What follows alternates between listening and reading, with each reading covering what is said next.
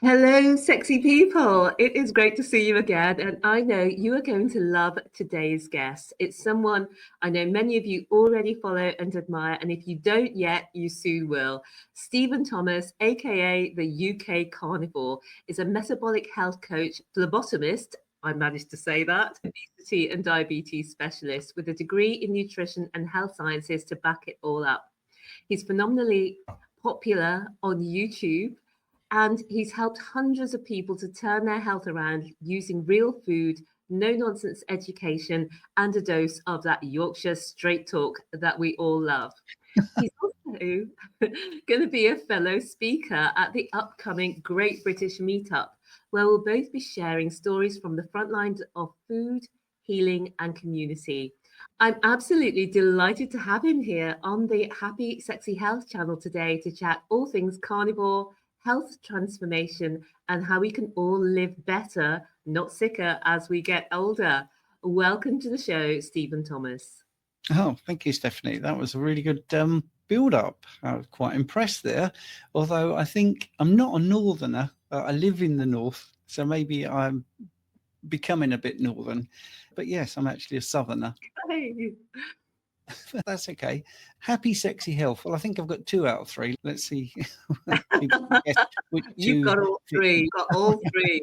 Stephen, we've met several times at events where you've been speaking, and the most recent one was the PHC. I was saying you're looking amazing because the previous time I'd seen you at the Healing Humanity, you had been doing an experiment eating carbs. Is that right?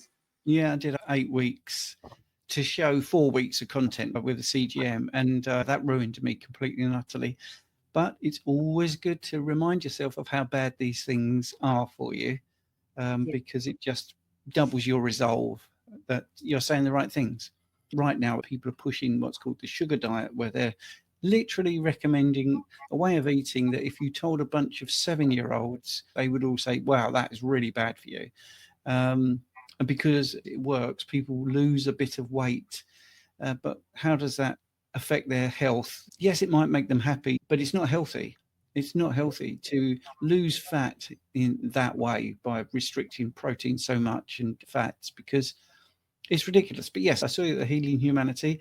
I would say in 8 weeks. And the reason I did 8 weeks is because I didn't want people to say, oh, your CGM readings, it's because you went straight back to carbs and you're not adapted to it. Well, you know, I did 6 weeks beforehand and 2 weeks where I did the CGM after that, just to show that a banana, I think I've got actually the serving of porridge oats that shot me through the roof on blood glucose. I've got it here. This is the actual amount of oats I used, which is not a lot. Okay, that's not very many. At least 3 times that amount of oats. And I'd also put maple syrup in and skim milk to do all the things that are allegedly healthy. And just that small amount shot my blood glucose up without any additions. In fact, I'm 61 and I can remember finishing off my porridge when I was 50. So it wasn't that long ago, 11 years ago, thinking, wow, you do need to add all these other things to make it palatable. That is so sweet. Now I've been low carb, keto and carnivore for 11 years. Just that took my blood glucose through the roof, absolutely through the roof. It's frightening. You know, a little banana or slices of banana, all of these things, which are sort of healthy. I wasn't deliberately doing carbs that would be bad. I wasn't eating Sour Patch Kids and candy. I was eating healthy carbohydrates. I was doing all the health food stuff and seeing my blood glucose going through the roof all the time. And it was, you know, the other thing is, and it is the thing that annoys me, like Paul Saladino saying, eat, you know, 200 grams, 300 grams. It completely kicked all my cravings back in. And I found it so hard to get back on track for months. You know, as you said, you could see it in me. I could feel it in me. You know, I would want the things that are bad for me. It was a good experiment to do, but absolutely terrible for my health. And finally got back on, got away from the cravings, and here I am, nearly back to the weight I want to be, the body composition I want to be. I did a CGM experiment. I learned my lesson. I had a Mars bar. I wanted to show that once you've got your insulin really low, it doesn't disappear. The insulin reaction doesn't stop just because you've got low insulin and you're strict carnivore for a long period of time. I had one Mars bar and whoop, up went my blood glucose. Whoop, obviously my insulin worked, went straight back down. So people talk about fictitious things like insulin suppression. It's just ridiculous. But anyway, we'll get into that now. You mentioned that experiment, and it was the best of the worst at times, to quote Charles Dickens. Well, have you got a link to the video? We can put that in the show notes if people want to see what happened when you decided to eat carbs for 2 weeks when you already had 6 weeks of practice eating carbs beforehand. I would love to see that as well. So I'll make sure we get those links and also include them. But if we go back in time for a minute, there was a time when you would have thought that eating a carnivore diet is absolutely crazy, and where you were enjoying your porridge and thinking you're doing absolutely the best for your health. And you were actually an athlete eating a lot of fruit and veg, lean meats, all of that stuff that we're told to eat. But under the surface, things weren't so great. What were you dealing with? Well, I'd like to go back even further because my mother and father fell for the food guidelines. Both died very young. My mother got colon cancer, even though she was eating tons of bran, and in hospital she was on Ensure, all the stuff that you wouldn't believe that is supposed to be healthy made worse. So she died of colon cancer. So thank you, vegans, for telling me that you can't get colon cancer unless you're eating red meat and saturated fat. I know that's not true.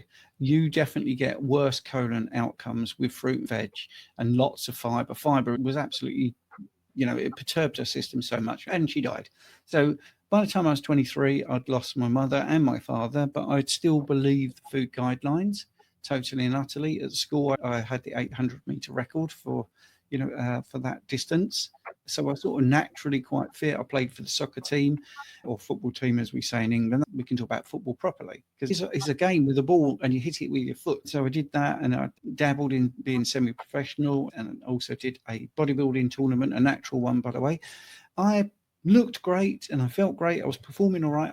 Looking back now, I think I would have been better at everything if I'd been carnivore. But anyway, let's forget that because you can't do that experiment. If I'd have visited from me now, I've gone back to my 20-year-old or even my 30-year-old me, I would not have listened to 61-year-old me because I totally fell for it all. Absolutely. Didn't smoke, didn't drink, was very active.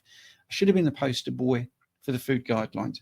When I spoke to Coach Raymond when I went to the steak and butter game for a bit, his coronary artery calcium score was very similar to mine, but we had completely different journeys to the same number. He went through junk food and I went through health food, but the common denominator was carbohydrate.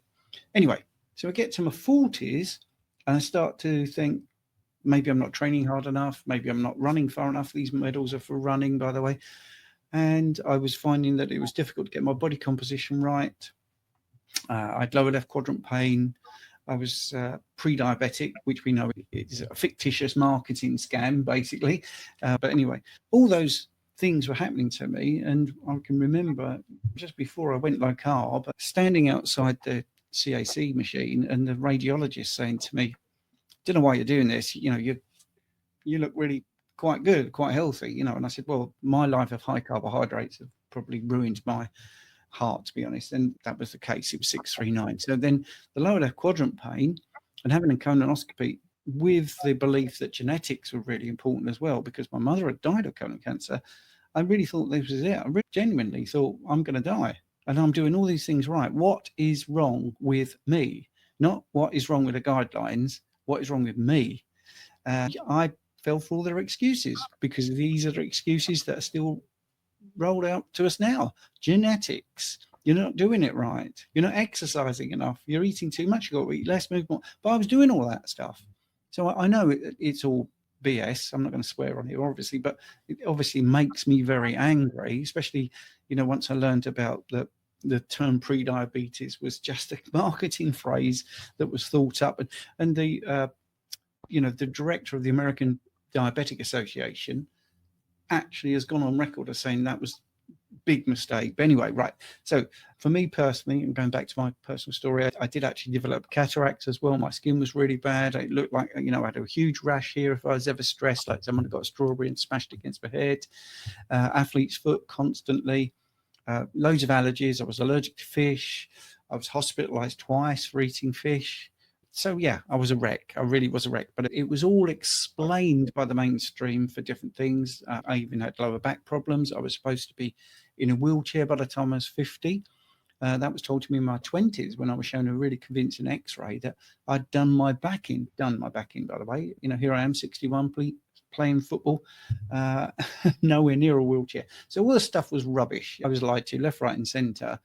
As an advanced personal trainer, I met a client who was trying to get to the Olympics. She was a javelin thrower and a type 1 diabetic. This is my entry into diabetes and learning and becoming a specialist practitioner in this field, because everything she hired me to train her, and everything we were doing, because she'd lived with type 1 diabetes, what I was told and what my qualifications told me to do and what she wanted to do were two different things. So even that, I realized, oh, wow, I'm telling her all the wrong stuff here. And we decided to do what she wanted to do, what she had learned from living with a disease. If someone's got something, well, type 1 is an autoimmune disease. She was the expert in that, really. She really knew what to do. She didn't have problems, but I just was the sort of the butter on the steak, the bit that brought the training, and also a little bit more nuance to what she was doing. She ended up at the Olympics, so that was quite good. I got to 45 and I still believed in all the high carb. I started to have people come in to change their body composition, get off their diabetic meds with guidance and the assistance of their physicians. No one was getting anywhere unless, when I asked them, wow, you look really good, what are you doing? They would always say to a person, we're ignoring you. We're doing Atkins. We're reducing carbohydrates, because the phrase is like keto, carnivore. Low carb really wasn't a sort of phrase either, but Atkins was. Maybe there's a different way to do this. And it was at age 50, literally one of those sort of midlife crisis sort of landmarks. I wasn't having a midlife crisis. I was having an epiphany and realizing I've been lied to. I do get very annoyed when I see these influencers that say ridiculous things about diabetes, like, well, it's fat causing it, because the fat's in the cell. When you eat a banana and potatoes, you can't get all that glucose into your cell, so it goes up into your bloodstream. You think, right, okay, you know that you're putting glucose into your system and it's going to raise your blood glucose, and you're blaming some other actor, some other agent, when it's so obvious to reduce the carbohydrates. And that was like a magic wand to me and to the people I dealt with, because as soon as they started to reduce carbohydrates, as soon as they started to eat proper animal proteins and a decent amount, we saw results. So you was asking about what did I have to deal with? Well, big pharma, big food, legacy media, all lying. That's quite a lot to deal with. Then I also had peer pressure, the people I was getting my studies from, even when I did my honours degree and we were looking at studies. I would say, you realise the conclusion doesn't match the data. Even the tutors were like, oh, don't worry about that too much. So everything, how we're indoctrinated, the whole shebang is stacked against us. If you want to be happy, sexy and healthy, don't go to the mainstream media. Do not listen to the TV or the legacy media. Don't read your magazines, because they are sponsored. Look at where the adverts are. I was paying for that magazine, but it's not. Mainly it's the advertising revenue. Start using your eyes and your own experience and talking to real people. That's the thing that's going to change your life. Clinical experience is partly why I ended up qualifying in phlebotomy and getting into the bloods. When I was getting bloods back and the doctor's comments didn't match the person, I was thinking, well, hang on, surely the person is more important than the numbers. So someone like Robert Cyrus needs to wake up, because he'll go through somebody's bloods and keep saying they're a perfect specimen. Look at them, they're fantastic, but their numbers are really bad. Let's change their numbers. Well, if you do a thought experiment, what you should be saying is maybe the numbers are wrong, because we keep seeing this. And in the carnivore community, we keep seeing the same numbers. Sean Baker's low testosterone, well, low is a pejorative term. It's not correct, because his testosterone is adequate to power this 6 foot plus athlete. He hasn't got low testosterone. He's got appropriate testosterone.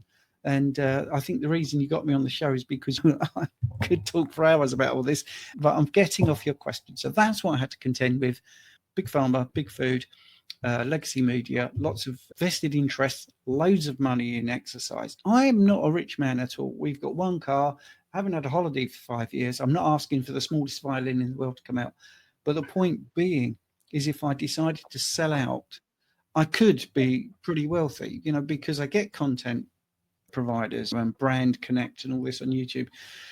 If you promote this, we can pay you lots of money. And also I would make lots of money because people really want those solutions. They really want the protein shakes that taste lovely and are nice and sweet. They want the artisan breads and all of those things. Or they think they do. They're sold those things on a regular basis. Well, there's no money in saying go to your local farmer and get a ribeye. No, I can't make any money out of that. But that's the best thing. I've just bought 2 sirloin steaks. I walked, it's a 10-minute walk. And I said, where does the beef come from? And he just went, over that field. Well, that's really good for the environment because you've got these cows just roaming and putting things back into the soil and all that sort of stuff. Whereas what I used to do, go to the supermarket, buy something that's been on the shelf for 6 months, making a load of profit, and it's got absolutely nothing good in it. So that's a very long answer to a very short question. Sorry about that. Well, that's what we want, Steve. We wanted to hear what was your transformation, and you have given it to us. But what I love is all the other additions along the way that you've got from years of working in this sphere. And so just tell people quickly, what's a phlebotomist? Because a lot of people may never have heard that word before. Okay, that's someone that takes blood out of your veins and puts it into a vial, gets it sent off to the lab, then analysed, and then you get your blood test back, and you've got all these numbers and different things that have been tested.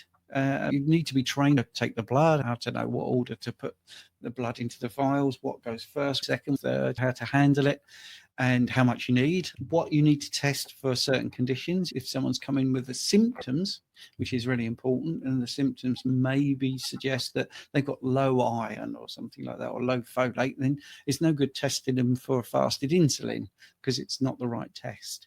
So you work out what needs to be tested. When I did the decade of private blood testing, I hooked up with a couple of labs, and they took all the aggravation out of that because the person could go online and select what they needed, and it would marry up. And then what was happening when I first started was the doctor's comments, like I say, were just not really pertinent to the person. You've got normal ranges, but what are they normal ranges relating to? It's relating to eating 45 to 65% carbohydrates. So your physiology is going to be different if you're low carb. It's going to be different if you're keto. It's going to be very different if you're carnivore.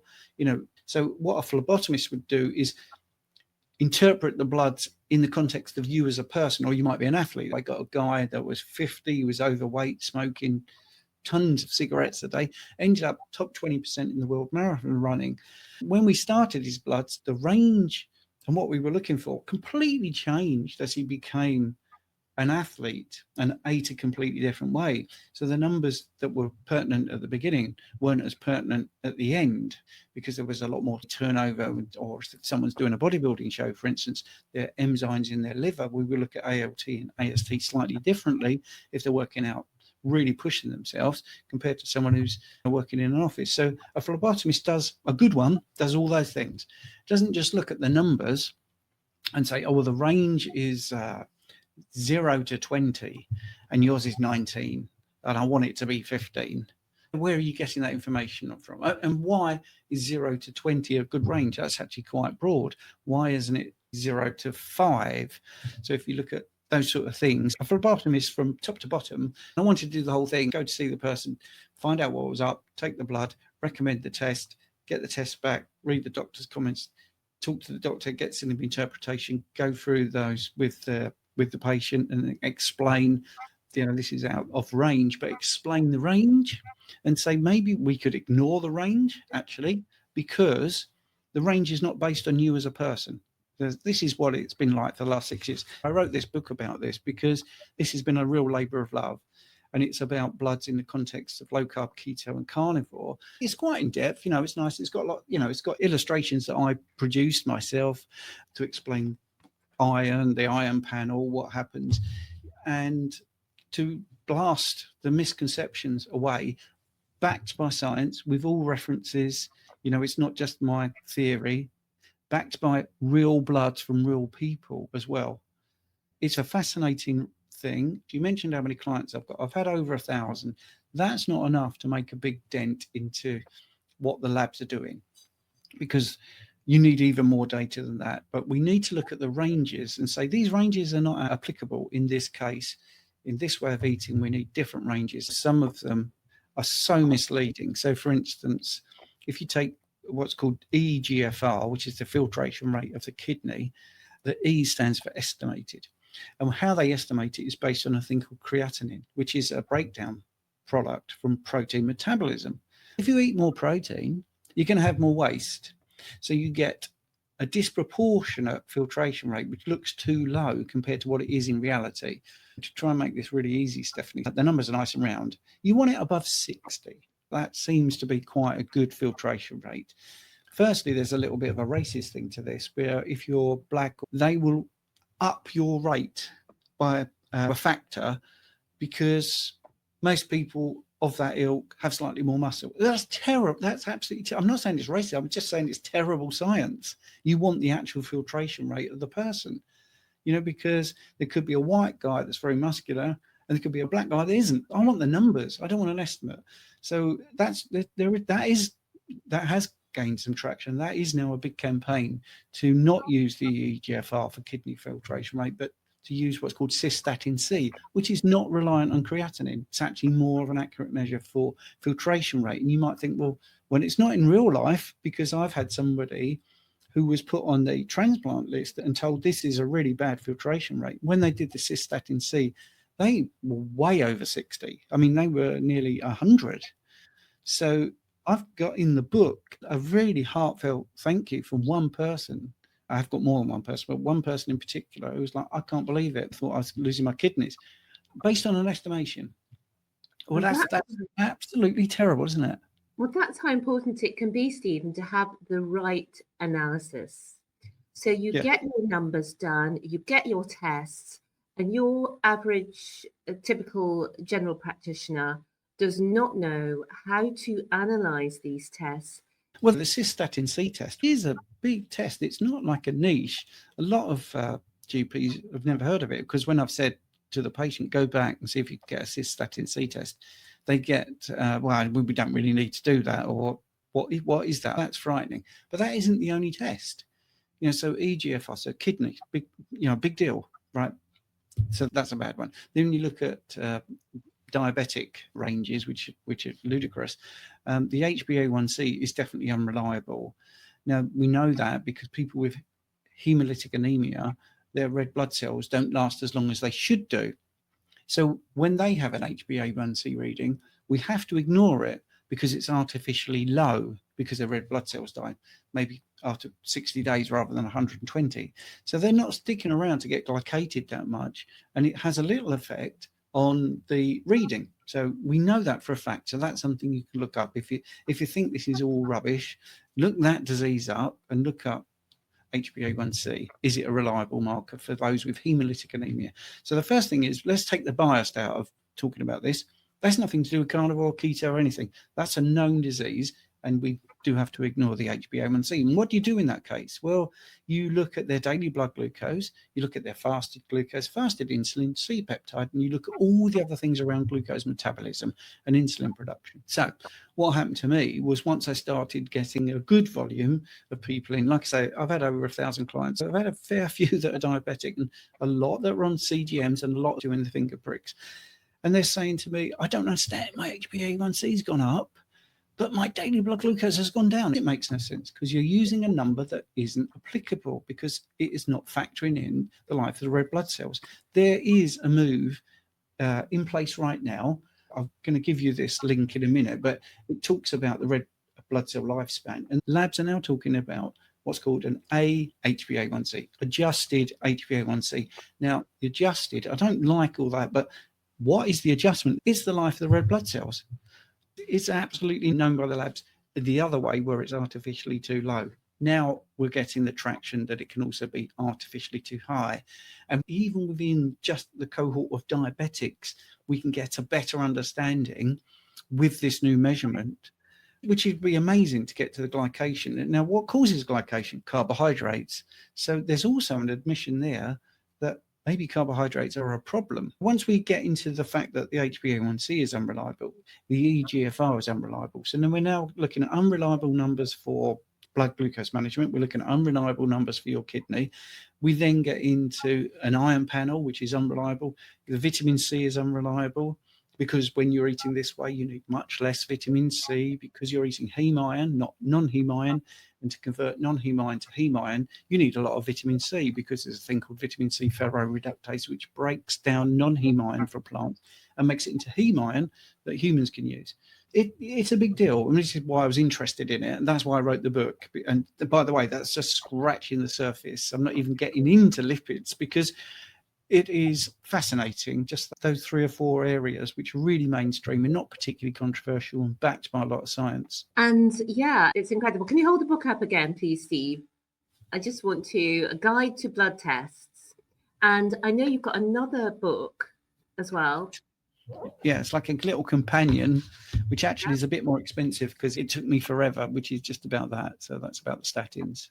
And the second book is called Statins. So for anybody who's been prescribed a statin and is not sure whether they should take it or not, I definitely recommend the statins. And the guide to blood tests is something all of us really need.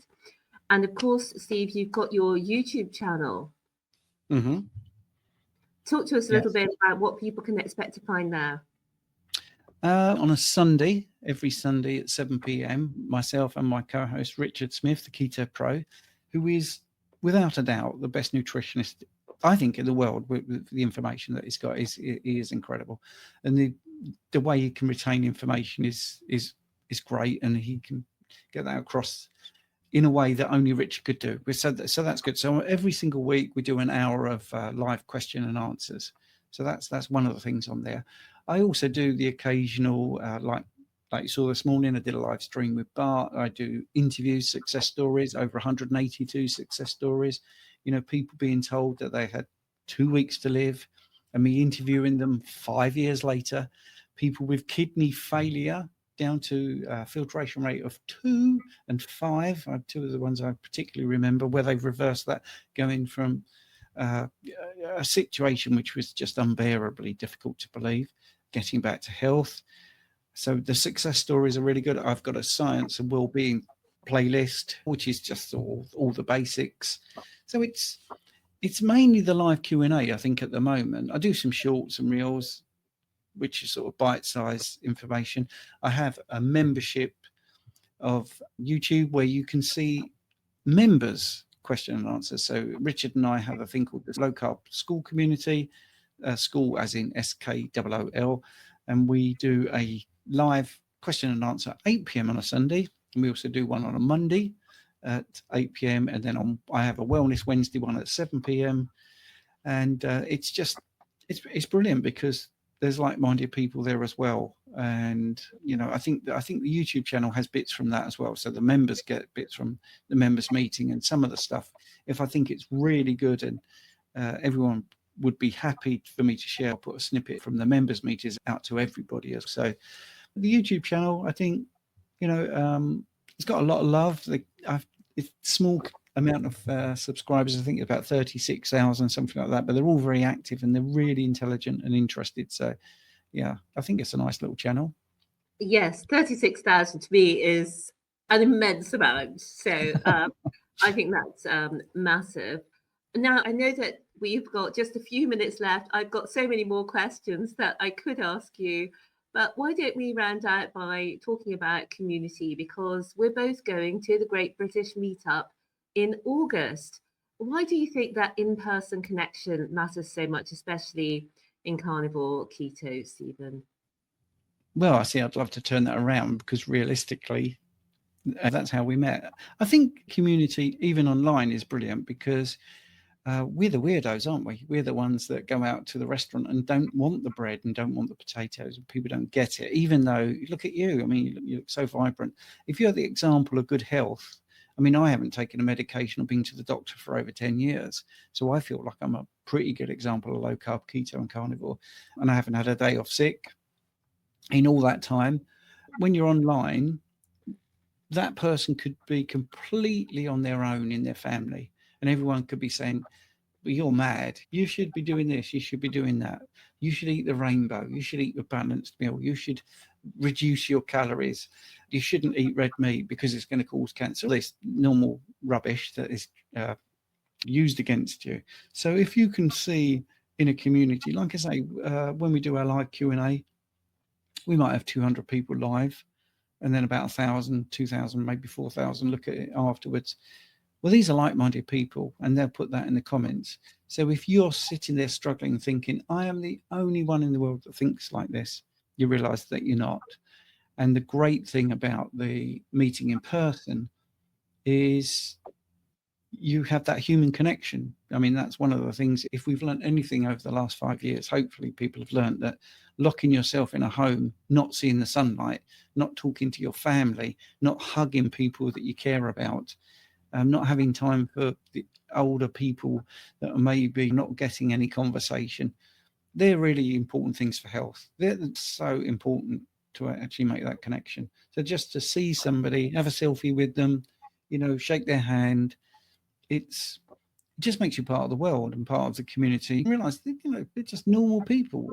I find it quite weird that people come up to me because I don't feel like I'm anything special, but it's really nice that people come up and say, thank me. Oh, that's really great. I love the information. Can I just have a selfie and all that sort of stuff? It's very nice. In the end, I'm a consumer as well. So if I'm at a conference, I'm looking forward to seeing other people speak and getting a lump in my throat. When we did the PhD and Thomas Seyfried was there and absolutely blew the roof off. And he showed this is the interesting thing, and hopefully a good point and interesting. I'd never seen online the humor he has, his humility, his being a person, his frustration at what goes on behind the scenes, how he is marginalized and belittled for some of his views. It was great to see that not only does he take that fully on the chin, but he steamrolls over it, and he's 100% convinced in what he's doing and will stand by everything he says. Absolutely amazing person, which I don't think comes across in interviews, to be honest. I think it's clear that he knows his stuff. Frustration is very well hidden on the camera, but I think amongst people, he was able to sort of, that FFS about things. You see, that's how he feels, and you can see that. And it gets me because I've got an honours degree in physiology and health sciences, and I've been around diabetes for a long time. If you've been in that field for as long as he has and done the clinical trials and looked at the mechanism and come up with the experiments that he demonstrated, it's pretty much nailed on.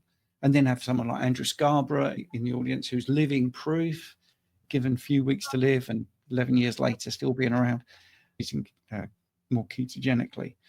It's good to see that person. It's good to be in the same room and see all that for real without the lens in front. This is nice what we're doing, but it would be much better if I was sitting in your room. It would be a better conversation, definitely. So yeah, I think community, I always break that word down. The other degree in my life is English. So I've got an honours degree in English as well. And it's a common unity. That's what community is. So we've all got something in common. And that isn't the way we eat. It's our health. How we eat gives us the goal of our health being improved. Nobody goes in there and says, my goal is to eat more meat. My goal is to eat more protein. My goal is to be 80-20 on my macros. That's the method that gets you to, I'd like to live a longer, healthier life. That's the bottom line. And that's why I get so cross with studies, because health outcomes, hard health outcomes, mortality rates, how long did you live are really important. So when you look at statins, for instance, it's all jiggery pokery. They say it does what it says. Yeah, it lowers LDL cholesterol. It doesn't make you live longer. And that's really important. That's the most important thing. The common unity of everyone getting together face to face is very hard to beat. So I'm looking forward to that British meetup. Carnivore is mainly big in America, but I think it's really growing in the United Kingdom, Europe, and across the world, actually. I would say, I think the figures that recently, there's over 1 million people eating carnivore across the globe. I think it's actually an underestimation, to be honest, because I get so many stories now from people saying, I can't believe it. I went to see my cousin, who I haven't seen for 6 months. I didn't really want to tell him I was carnivore. So we were putting the food out, and I said, I don't really want the potatoes. And they're like, why is that? well, I'm sort of, they'll make their excuses. And then the cousin will go, oh, well, I'm carnivore, so I'm totally with you. And even people now going to their diabetic nurse practitioner or something, definitely there's a lot of, well, we're doing keto. Oh, I'm doing keto and all that sort of stuff. So I think it's definitely out there and it's definitely growing. So these things just help to get the message out. And you can also take your partner or your friend who's skeptical, and they can see the presentations and they can think, oh, these are actually just normal people. They're not freaky people, that are wearing a tinfoil hat and barking at the moon. These are just normal people who want to be healthy, and they found a way to eat, and that's been helping them. Absolutely, because we went to the Healing Humanity event where there were lots of personal stories, and my sister's partner came along and again was very moved by the people's personal stories of transformation. You were speaking at that one as well, Steve. So let me just to finish off, you've coached hundreds of people now, Steve. Mm-hmm. What's the biggest lie that people still believe about weight and health?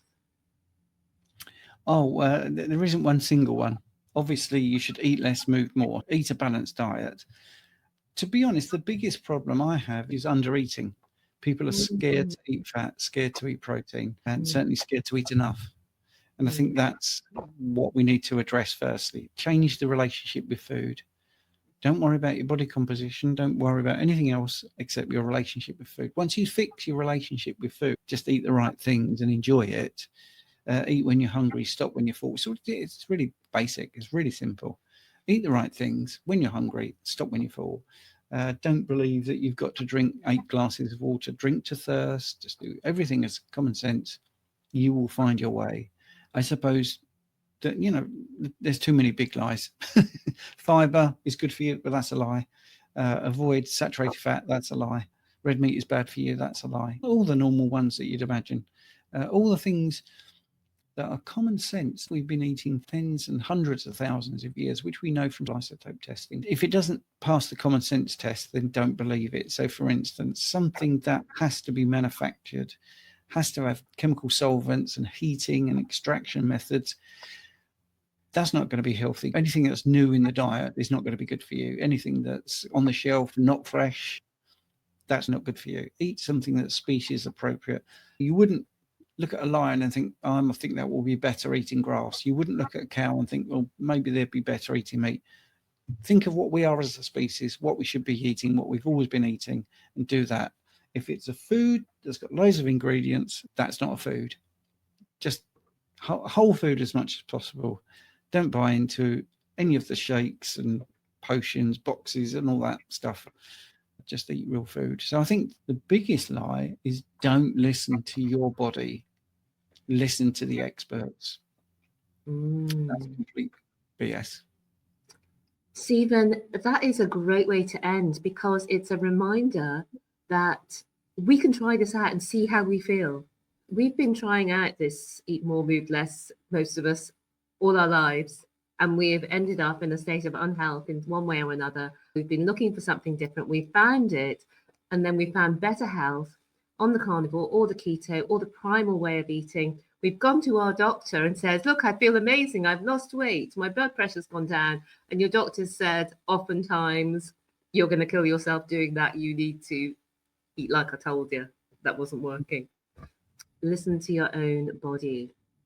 Anything you want to say before we part, Steve? No, just thank you very much for inviting me on. It's been an absolute pleasure. I was very honoured to be asked. Well, thank you. I was absolutely delighted that you would join us today. And you've really given us so much information. I could speak to you for another hour because I've got all the questions I had. But that was fantastic. So thank you also for watching and for listening. Remember that all the links for Steve's books, the meetup event, Steve's YouTube channel, and his coaching will all be underneath the video. So if you feel that your doctor doesn't understand your bloods properly and it isn't supporting you in a way that is promoting your health, then Stephen is a fantastic person for you to speak to. Thank you for watching and listening. Thank you, Steve, for being here. I will see you all again next week. Bye for now. Bye.